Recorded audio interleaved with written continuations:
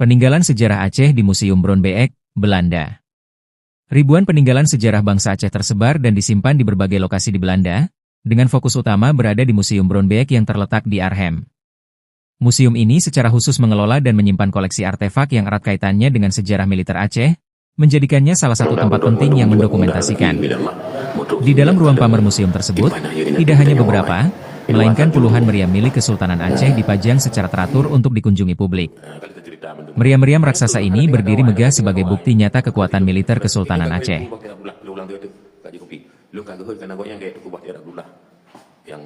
Jika juru bahasa Ilun ni kata jaya berapa kan agak hukum dia bahasa Inggris kata jam saya berapa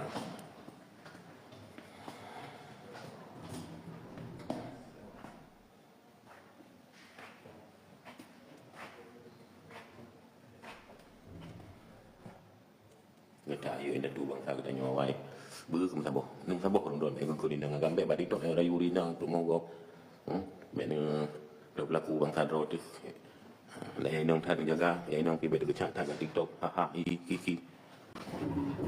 Nyawa ni tu ko batia Abdullah, tu ko mambak saya. Apa dah? Apa kelahiran paknya Sweden. Di Sweden. Di Sweden. Pi bahasa Aceh lagi lagi. Ya. Bahasa Indonesia je. Anjir bahasa Indonesia. Ana rencana melunuh ana. Ya. Ana rencana melunuh bahasa Indonesia. Ya. Bahasa Inggris lancar. Bahasa Inggris lancar. Bahasa Sweden lancar. Lancar. Oh je. Boleh lu buyan ada tak. Ibang buya kat beres dah jai waktu buya. Le sepi lain lain ke ini nak batang-batang hotel untuk tak lama untuk buka.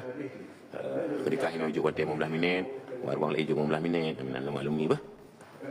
Nyokap kaji jam lain dari tunggu pasal Gading mantap selalu.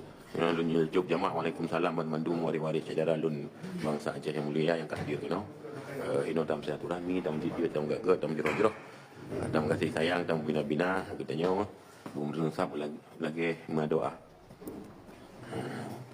Ino mahrum tuan hana tadi kesempatan untuk mempan tu keng lain lom lokir.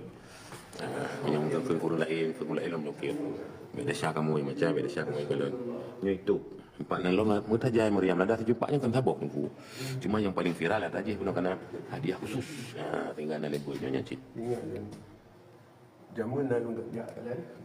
Meriam lada sejupak ternyata kan sabok dia cuma yang bunuh sabok betul-betul spesial langsung cap tinta emas nyo kunci yang kadih kana long kadang yang empat long meriam lada sejupak lu dah ya Allah. Rupa ji mu pelubok ya raya nyobi. Nyo cukup tak lagak nyo man itu pintu nyo lagi aneh yang bidang aku aktif mentang bantu aku jalun nyo batak bacu cabak bacu rum tegon rum mencuket kan umur tu aku mana tu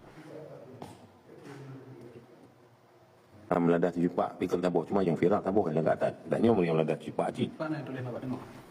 benar